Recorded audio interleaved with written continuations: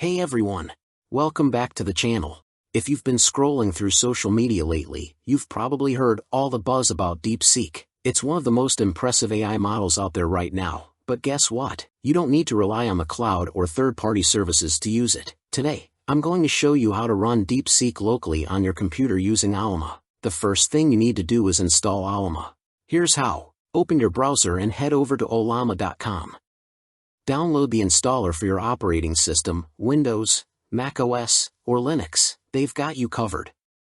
Once the download is complete, follow the installation instructions. It's super straightforward. Now that Ollama is installed, it's time to get the DeepSeek model running locally. Open your terminal or command prompt. Now, head back to the Ollama website and select the DeepSeek model.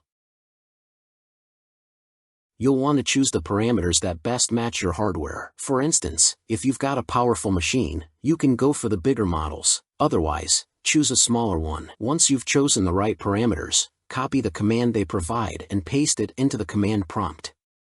Hit enter, and the download will begin. It might take a little time depending on your internet speed. Once the download is complete, the model will start running automatically. You can now ask it anything you like. Let's test it with a simple question. What is greater, 9.9 or 9.11? Let's see what. There you have it. The model thinks for a bit and gives us the correct answer.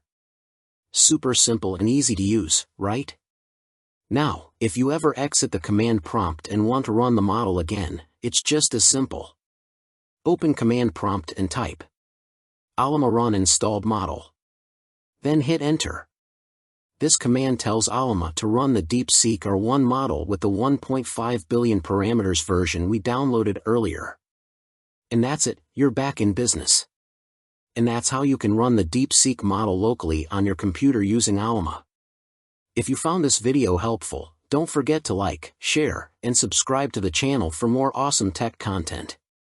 Thanks for watching, and I'll catch you in the next one.